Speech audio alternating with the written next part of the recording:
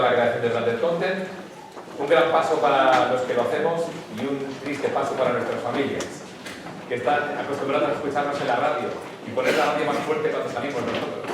En fin, claro, es un disgusto. ¿De qué te dedicas a la publicidad? ¿Qué anuncios haces, hijo? Quiero que se vea. Pero en fin, actualmente trabaja en una empresa que se llama Somethin Else, una agencia multipremiada de los premios BAFTA, atención, y tiene una clave para nosotros. Creo que es muy importante para todos el darnos cuenta de que, como siempre se ha dicho, es importante no permanecer en el mismo sitio y movernos deprisa, casi más deprisa que el mundo que nos rodea. Así que la innovación es la clave. Que nos lo digan a nosotros los de la radio. Así que, please welcome live on the grid, here is Steve Ackerman.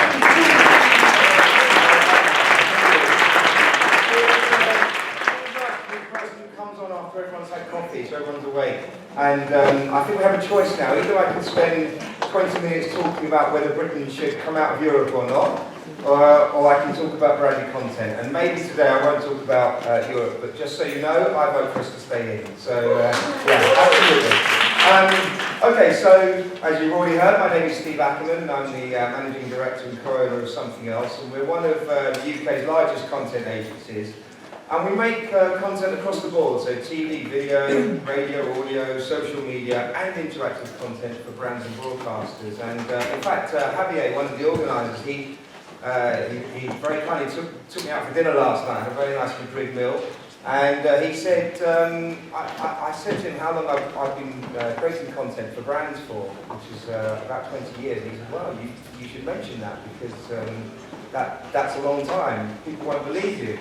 And I said, well, they will believe me, because you can just see the grey hairs on my chin. For those in the front row, you can see the grey hairs. At the back, you can't see the grey hairs. But I've been doing it for a long time. And today I'm going to talk to you about a branded content project from last year. That's a great example of using innovation to excite audiences and create great content, and ultimately to sell products, which obviously is what branded content is about. It's called Silver Point. It was a project for Absolute Vodka in the UK. I'll explain the project to you, and then I'll explain what I think it tells us about branded content. But before I get to that, I just wanted to explain 3 insights about us that I think will help you to understand how we did what we did and why we did what we did. So, the first insight about us is the phrase an audience business. We are a content agency, but we like to describe ourselves as an audience business. Why? Because we believe everything we do is about maintaining, retaining, and building audiences for the people that we work for. And I use the word audiences very intentionally as opposed to consumers. Now, it's our belief that if you think about people as consumers, then you're trying to sell something to them. If you think about them as audiences, then you're trying to entertain them or educate them or inform them, and obviously this is at the heart of what content is. And even though content is marketing, it's not the same as traditional advertising. I know everyone here knows that, and the same rules don't apply to it. So the idea of thinking about audiences and not consumers is a journey that we actually still find many clients have to go on. I'm sure everyone here who works on content has had that experience where the client says to you, it's a brilliant idea, but can you get my product in the film or can you show the car? It's like, well, that's not what content's about. So thinking about audiences is the first point. The second thing for us that's very important is that our journey has been to go from broadcasters to brands. So the background of our company is that we've been making radio and TV for the BBC and for Sky and for the other big broadcasters for over 20 years. And that's relevant because obviously it's that experience that brands now want in terms of reaching audiences with compelling content. And after all, in terms of creating great content, this is what broadcasters do every day of the week. They're fantastic at it. They've been doing it for many, many years. And it's that brands and marketeers are now trying to harness. So some of our retained clients include people like Topman and Swarovski and The Economist and Penguin Random House. And it's that experience of creating content for the world's biggest broadcasters that has meant brands have come to us so that they can connect with us. And it's that thinking about audiences, not consumers, that has ensured we're constantly trying to come up with compelling ideas. So the third and final point about our approach is something we like to call super serving. Now, what does that mean? Super serving audiences we talk about a lot. We believe that if the audience wins, the brand wins. It's an approach that we framed in this word super serving, but if the audience wins, the brand wins. And that means creating content that's so strong that the audiences choose to engage with it. They choose to listen or to watch or to play with the content that's being created. Now obviously that's a big difference from traditional advertising that actually, if you think really about advertising, it aims to get in the way of the thing you're trying to consume. It's trying to get in the way. And what we're trying to do is not be in the way. We want audiences to choose us. And we believe that if the content is strong enough, then it will raise awareness or loyalty or purchase, or maybe all three for the brand, depending of course on what the strategy of the campaign is. And you'll see that this idea of super serving, this idea of making something so strong that audiences have to choose it, runs through the work we're going to show you now in terms of Silver Point. So, what was Silver Point? Well, let's start at the beginning. Absolute Vodka were launching a special edition of their bottle. They constantly, throughout the year, they bring out different versions of the bottle. And they were bringing out an Andy Warhol edition. They have, certainly in the UK, Absolute Vodka have a history of associating with art and artists, and they wanted to revisit this history. And the reason they wanted to do this was to help re-establish themselves as a cool vodka brand. They wanted to target very cool Londoners who were tastemakers, people whose opinions count with their friends and with their peer groups and who can obviously influence purchase. Now, Absolute's marketing budgets are a lot smaller than their rivals, and especially Smirnoff, which is obviously a very, very large vodka brand. Absolute have smaller budgets to play with, so they needed to do something that would really make a great impression on this group. And I think that budget is really crucial to their approach because it gave them an appetite for risk that I don't think they would have necessarily had if they had a larger amount of money to play with. So their brief to us was help them make Absolute famous amongst this tastemaker group. Now they put us together with a theatre company called Punch Drunk.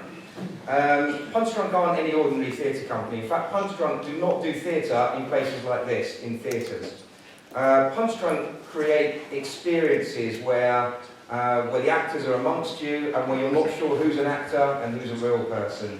They create really fantastic shows, and if you've been to New York and seen a show there that's been running for a number of years now called Sleep No More, that is Punch Drunk. So they're an incredible group of creatives.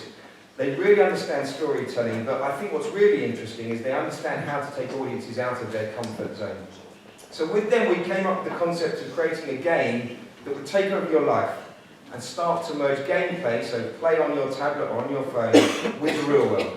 A game where you really couldn't be quite sure what was real life and what was the game, and a game that merges the digital world and the real world. So how did it work?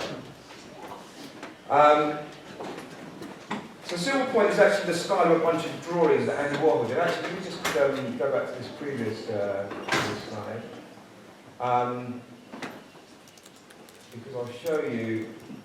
Yeah. So this hand is an Andy Warhol drawing, and this style of drawing is called Silver Point. And so the game used a whole bunch of drawings that Andy Warhol had done, and they were used as the sort of style guide for the game. And the game is actually about a girl called Chloe. And you can't quite read that, but it says something like Chloe lived at home with her mother. The game's about this girl called Chloe, and she gets addicted to playing a game, and she's gone missing. That's basically the story of the game. Now, as I explain how it all works, I think you'll understand a little bit more about it. So the game starts with a very simple match 3 game where you just have to match up the different planets on your phone. It's a very typical mobile phone game. If you go on the London Underground every day of the week, you see everybody playing their games to kill the journey time. And so it's a very simple game, but very addictive. And as you play, you get points. And as you get points, you start to unlock bits of the story about Chloe. So as you play, bits of the story come up, and I'm sorry you can't quite read what that says, but little bits of narrative like this, cards that tell you a little bit about the story, come up, and again, this is the card I think that says Chloe lived at home with her mother. So as you play, you learn a little bit more about Chloe all the time. And then, as you continue to play, we start to ask you for personal details, like your phone number and your name, and this is where it starts to get interesting. So this is actually asking, I think, for you to input your name. And once we can find out personal details about you, then we can start to do some very interesting things, because we had a team of social media producers who could look online and track you down and find out what you were doing. Look at your Twitter feed, look at your Facebook page, look at your LinkedIn, and obviously in these days it's very easy to find out a lot of information very quickly about players.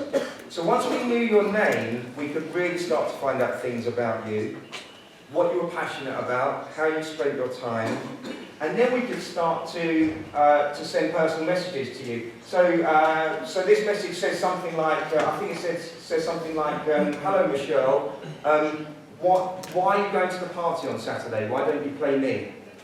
Now you can imagine, as a player, when your phone suddenly says this message to you, this is a bit of a shock, because we're not used to our phone being something so personal back to us without us telling it what to do. And there were all sorts of messages we were able to send. You know, don't take the kids to the football. Stay at home and play me. Ignore the wife. We know she's getting on your nerves. Play me. All these messages. And lots and lots of messages. A big social media team that was sending out these messages all the time to the players. And to be honest, you only have to send 1 or 2 of these messages to a player for it to have the impact. So it's not like we have to send 10, 20, 30 messages. 1 or 2 messages to each player, very personal messages, that would really sort of freak them out a little bit and get them excited. And then as you advance in the game, things get even more creepy, because you learn that Chloe was invited. She got addicted to this game, you're getting addicted to a game, and then you learn that she was invited to go to an event, which is what this slide is. It's an invitation to an event. And sure enough, as you carry on playing, you get an invite on your phone to come to an event at a bar. So it seems like your world and Chloe's world are starting to sort of merge and come together. And this is the invitation, the sort of invitation you get. And if you scroll down, there were 20, 30 different bars in London to find out what had happened eventually. And you only got the invite to the events if you played long enough and you were really engaged in the game enough. And those 2,500 people sampled 5,000 Absolute cocktails, which, by the way, is the maximum number that Absolute could accommodate. So they didn't expect to get as many people as this coming out to the bars. Now, we obviously measured and surveyed players after the campaign, and this is obviously I suppose the really important bit, because 60% of people said they'd recommend Absolute to a friend. So 60% of the people who played said they'd recommend Absolute to a friend. And after this activity, Absolute became the #1 brand for pubs and bars to buy. The bottle itself, which you can just see there, sold out within 6 weeks, when Absolute had planned that it would be 3 months. That's normally how long it takes them to sell their special edition bottles. So it sold out in 6 weeks.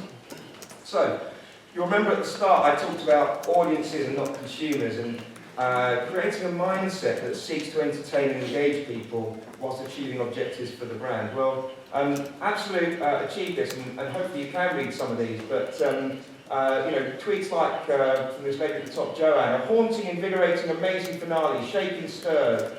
Absolute UK, I want the evening to last almost forever. The next one down, Absolute UK, Silver Point done, absolutely brilliant, brilliant finale. Now you can imagine, obviously for a brand, that is really, really priceless. If you have audiences who are evangelising about you, that's something really exciting for a brand. And remember, we were able to make the brand famous amongst a really hard to reach group of young Londoners who are super cool. So the fact that they were evangelising about Absolute like that is really important. And of course, however much they're tweeting and sending messages on social media, you can be sure that for every tweet, there'd be 20 friends they would have told about the experience and would have told about the brand itself. And that was the exact aim of the campaign, of course. So you remember, I said at the start that when the audience wins, the brand wins. Well, I believe Silver Point is the evidence of this, of when the audience wins, the brand wins, when the content you give the audience is so good that they'll talk about it, they'll love it, and ultimately they'll buy it if that is the aim of the campaign, which it was here. I think if you think about your favourite TV shows, Game of Thrones, or Breaking Bad, or for me, The Wire, which is the greatest television ever made. If you're a fan, you talk about it non-stop. My wife gets really fed up with me talking about The Wire. Because I love it, and I want to, every time I meet someone who hasn't, in fact last night, I was talking with Javier, I said, have you seen The Wire? And he said, no, I said, you've got to watch it. It's the greatest TV ever made. I tell everybody about The Wire, and this was the same impact here. People who played were telling all their friends about Absolute, and I think if you make great content, we actually use content in a way to define ourselves. It defines our personality and who we are. It's a sign of recommendation. So really, I think actually this project is not about tech or even innovation. I think it's about the fact that we understood this audience and what would excite them. Now, that's the same skills that allow us to make great TV and radio shows for the BBC. The skills that we do for them are the same skills that allowed us to make great, compelling content for this audience. For very cool Londoners, it was something they'd never experienced. A game that merges the real world and the digital world where no one's quite sure what's real or not. A game where the phone starts to speak back to you and seems to know what you're doing in everyday life.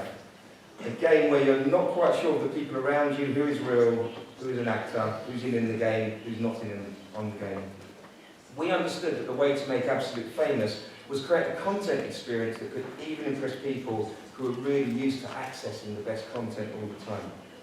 So I just want to finish with 5 sort of wider content lessons I think you can draw from this project.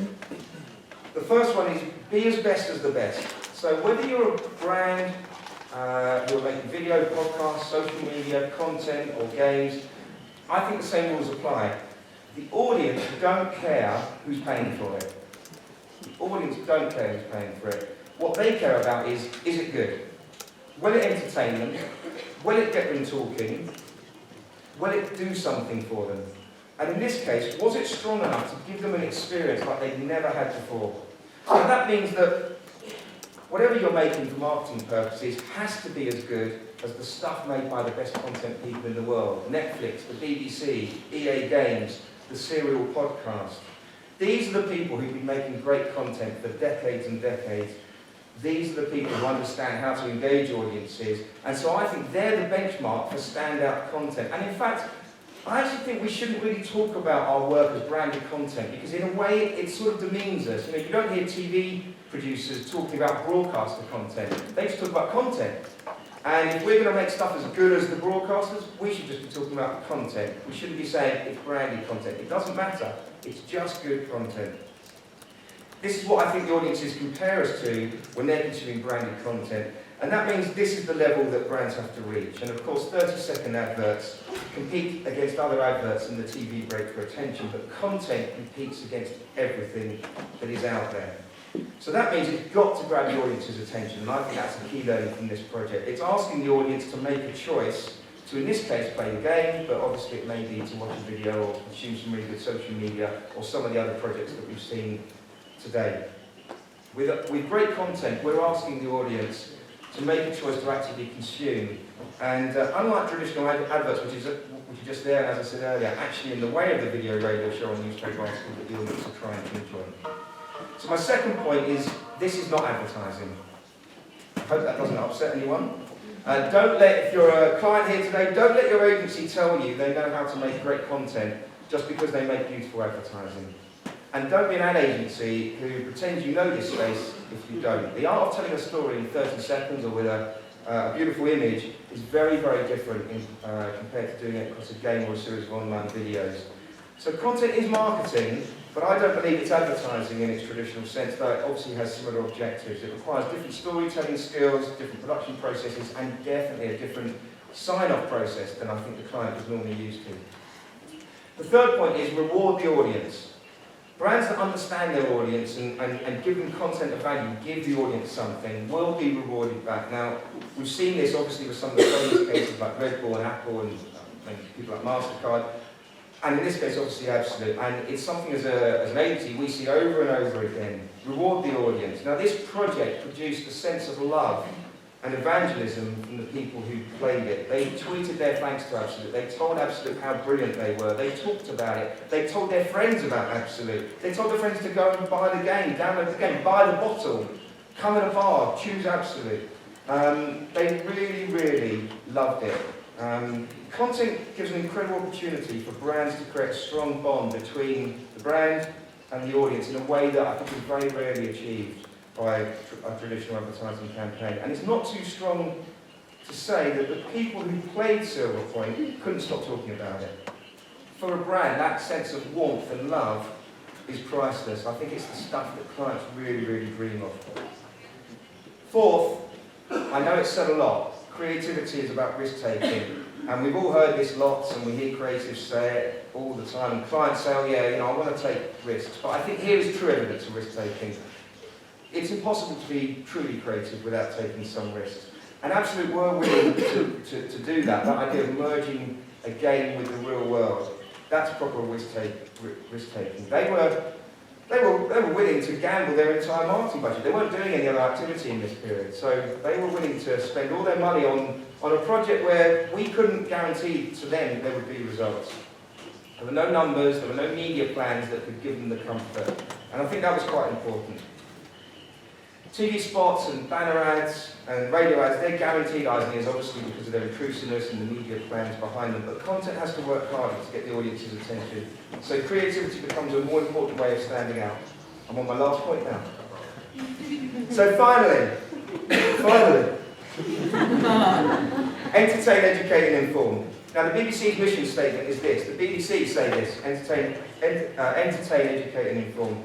And I think that's a great message for producers of branded content, and this is what makes it different from traditional advertising. At its best, branded content will do one of these things, entertain, educate or inform, whilst also representing the brand. So, content competes against everything. That means don't treat it as advertising, reward the audience, take creative risks, and aim to entertain. So finally, double finally, I'm moving over here in case he comes around. What's the lesson for us all? So I believe it's this. In a world where broadcasters want to behave like brands, and brands want to be broadcasters, there's an opportunity like never before for brands to create a new relationship with their audience. There's an opportunity for brands who very often have budgets far in excess of many broadcasters to place themselves at the heart of the relationship with the audience. In the past, only a few brands have done, like Apple or Red Bull. For this to happen, many clients and their agencies need a complete change of mindset, or maybe a change of agency.